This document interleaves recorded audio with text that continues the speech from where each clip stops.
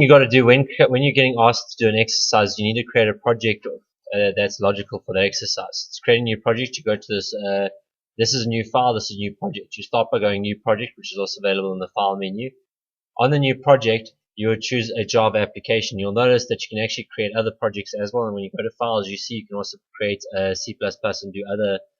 This IDE can be used for other languages as well.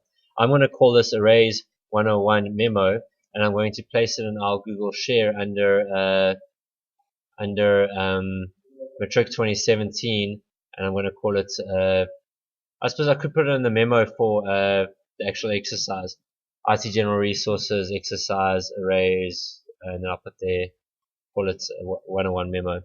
I'm not going to create my main class, and the reason behind that is because I want to show you both with the user interface, sorry, a graphic user interface and a text-based user interface and how to do that. So I'm just going to click Finish. What I always suggest you do is I would always firstly create a package, because a package just groups classes together and it makes your life easier. You don't have to do that. You can create the package as you create the other classes, but I'm going to create one called Pacman. And inside Pacman, I'm going to create a new class called Pupil, as was asked in the question. So now basically what I've done so far is I've created a class called Pupil. I now need to create the following fields and create the following methods. So the first question, it says create the class diagram design in the class diagram below. Okay, so this is the class, and it said that the fields, now firstly the fields have a minus sign in front of them. What does the minus sign dictate? The fact that they got minus. Private, which means they are not accessible outside this class other than through methods. So private string name of the pupil, and then it had a subject, a string array of size 7 and an integer array of size 7 called subjects and marks. So the structure in which you create an array is you want a string array, so you put square brackets after the data type to show that it is an array, and you're going to call it subjects, and then you have to say equals new subject, sorry, is equal to new string, and then you would stipulate the size. In this case, it's showing that it wants it a size 7. And that's how you would declare an array of size 7. Sometimes this would only be determined, the size of the array might only be determined in the constructor, but in this scenario and up until Matric, you'll basically be creating the size in they would give you the size beforehand and you would give it here. And the next type would be an integer array of marks. Now we're going to show you a better way of doing this later on, but the way this works currently is, for example, if English was subject position 0 and he got 70% for English, so would 70 be the mark in this array. So basically position 0 in the array of subject, position 0 in the array of mark is position 0 in the array of subject, position 1 mark is position 1 subject, and so forth. So here we've got the subjects and the marks stored for each subject. So each position refers to the other position in the array. It's not a good way of doing it, but it does teach you a bit of array manipulation, and it shows you how to start working with that. Later on we'll learn how to create an array of classes rather than to deal with stuff like this. So okay, so now it asks for a parameterized constructor. Realize it doesn't have all parameters in there, but it has for the name. And then it asks for setters and getters, or set marks, set subjects, set marks. Okay.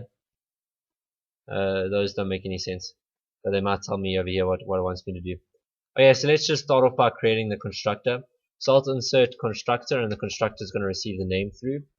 And then it says to me, the constructor should call the method setSubjects method followed by the setMarks method. So let's just take, if I look at this method here, plus setSubjects, I know that it's public because it's got a plus in front of it. It then says setSubjects, but now it doesn't tell me that there's any return. You see, get average returns int, get highest returns int.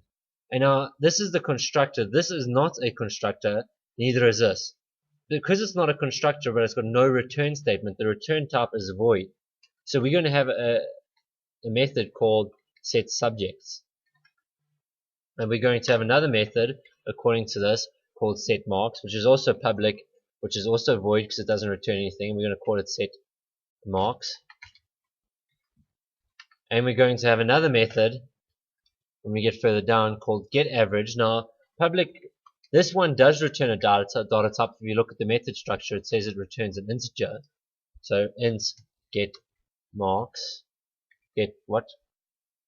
Get average, sorry. And then the next thing it states is it says create a method called getHighest.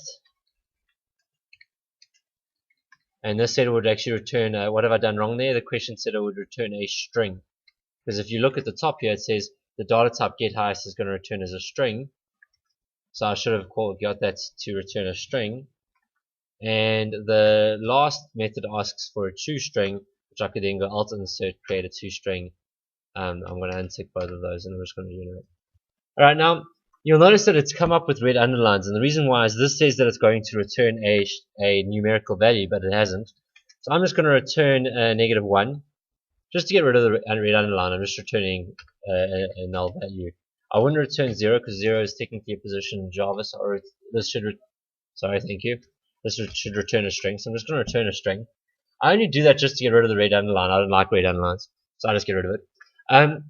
Anyway, next question states, the constructor should call the setSubjects method followed by the setMarks method. Okay, so the constructor, which is here, should call the setSubjects method followed by the setMarks method. So here, that's all I'm doing is okay, so I'm calling the setSubjects and I'm calling the setMarks. Question done. The next question says setSubject method should loop through the array asking the user to enter the subjects for the pupil. Name should be displayed in the question. Okay. So what we're going to do is we're going to go and we're going to loop through our array. So remember, to loop through our array, what's the shortcut that I just typed in there? To do it slower, for I tag. And you'll see it will start at position 0 and loop while I is less than the subject's length. So in other words, it will loop 0, 1, 2, 3, 4, 5, 6. It will not loop when 7. Remember, I is equal to 0. This is the start position of I. And remember, subjects.length, while it's less than that, that's the condition that has to be true until it exits. And I++ is what would happen after each iteration. So in other words, I will increment by 1 after each iteration. Now, in each loop, we are going to ask the user to enter the subject. So we are going to say subject position I, because remember I is going to be 0, then I is going to be 1, then etc., etc., etc., is equal to, and we get input from the user using JOptionPane dot show input dialog, and then we'll say, first we're just going to give the pupil's name, so that's under name.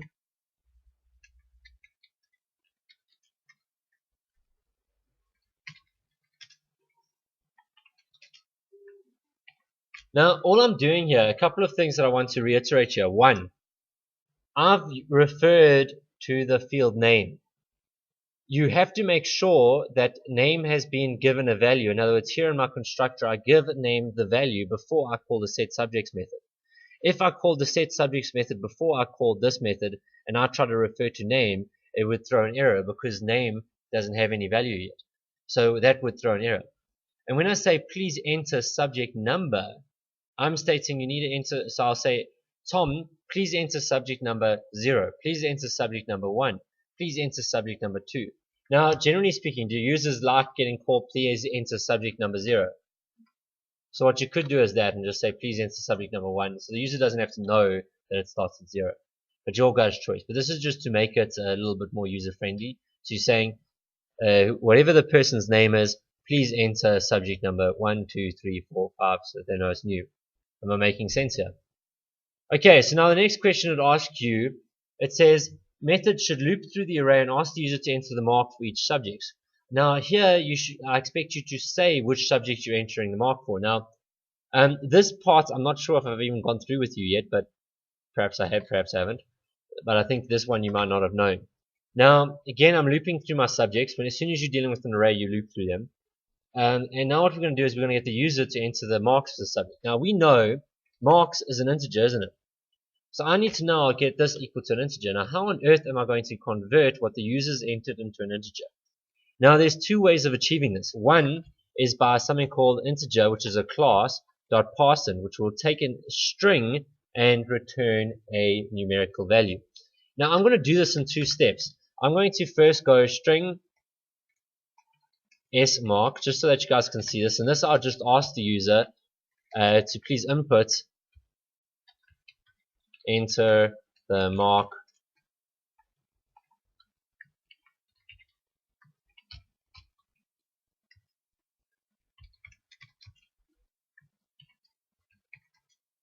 So all I'm doing there is I'm saying please enter the mark for maths, for science, for geography, etc., etc., etc.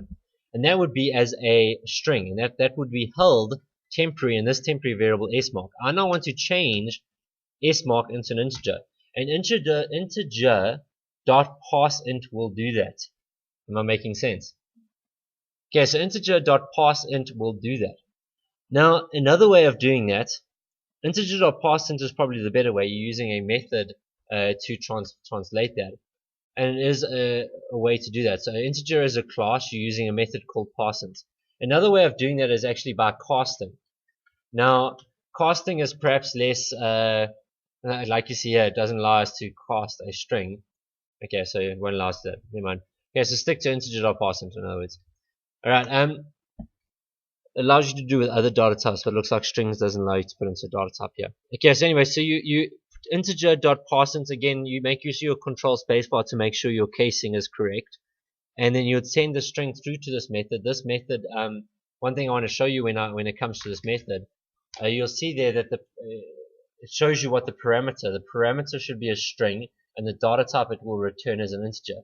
So we'll take that string that you send through to it, and it will return the numerical equivalent of that string, and then I'll put it into marks position R. So that's that question sorted over there. The next question says get average, which should return the average mark achieved by the pupil over all his subjects. Now this is actually quite easy. First thing you're going to have to do is you're going to have to come up with a total mark, which to begin with is 0. You're going to loop through your array. Rule of thumb, the moment you're dealing with an array, you have to loop through it at some point to solve it. You have to go to each position and work with it. And all we're going to do here is go total plus equals marks position R.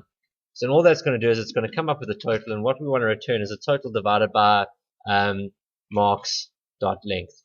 So that'll be the total divided by 7, and it will return that. And because it's returning an integer, it will only return a whole number. Does this make sense? Okay, guys, I'm going through this quite quickly. I promise to go through the next exercise a bit slower with you. We just are in a little bit of a rush here.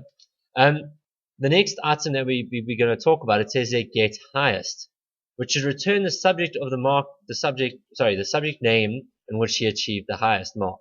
Now, if you took a look at Excel, so let's just come up with a blank Excel here, and let's take a look at an example of data, and let's try to work it out.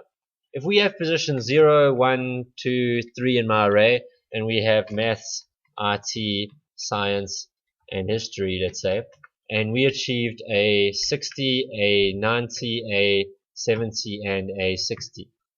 What would happen is you would want to loop through position 0, 1, 2, 3, and you would compare these, and whichever one's the max, you want to return the subject name. Does that make sense? So first of all, we know that we want to return a subject. So I'm just going to create one called subject, and I'm going to make that equal to blank to start off with, okay? And I know I'm going to return that subject. Makes sense. The next thing we know is we're going to need to store the maximum mark. So I'm going to start off by having a maximum of -1. So if I start with -1, that means no matter what, even if the kid got 0, that's still better. So I'm going to loop while subjects.length. Now, all I'm going to do is inside it, I'm just going to say if mark position I is greater than max, then, sorry, it's marks position I, is greater than max, then I want subjects to equal subjects at position I. Otherwise, I want max, and then I also want max to equal to marks at position I. So basically what's going to happen there is I've created two variables, subject and max. So all I've done is I've created a variable called subject, and I've created a variable called max. I started off making this blank and this -1. So now I'd loop through this array, and as soon as I got to the first position, so as soon as I got to maths, it will say, is 60 greater than what's stored in max currently? So is it greater than that? Yes, so it would store maths, and it would store 60. It would then loop to IT, and it will go, okay, is 90 greater than 60? Yes, so it'll put 90, and then it will store IT. When it gets to science, is 70 greater than 90? Is 60 greater than 90?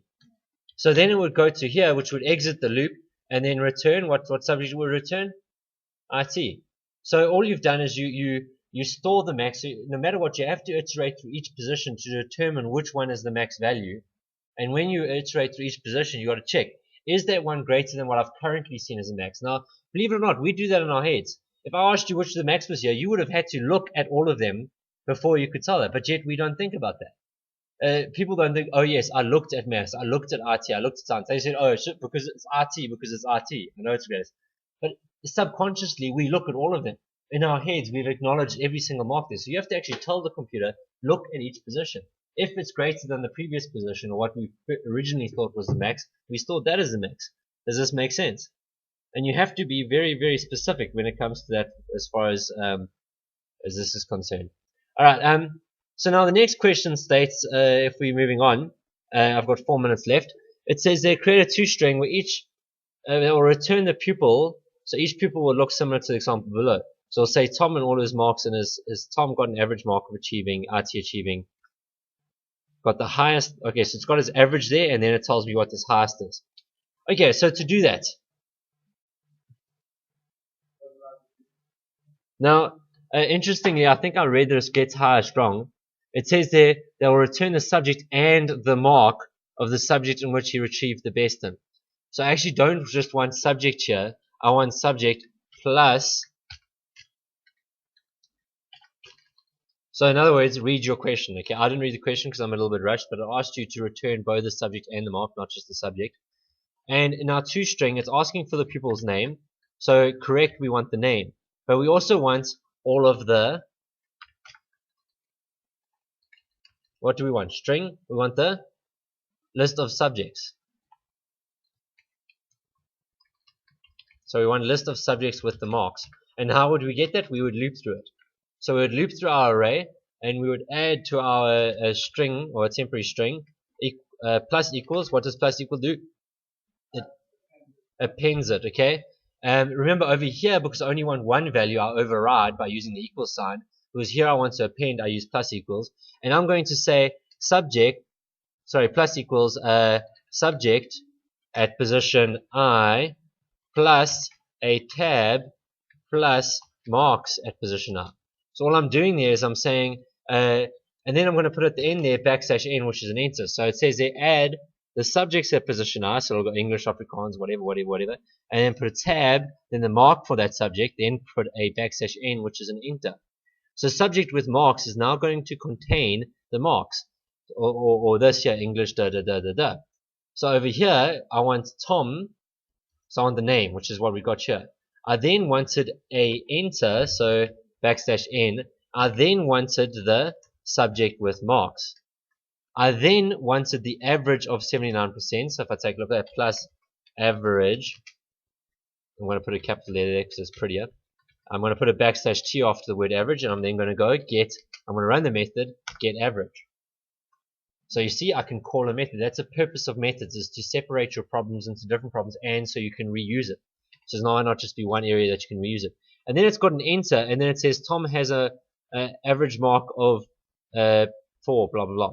So I'm then going to say, we repeated his name here again, so we need his name.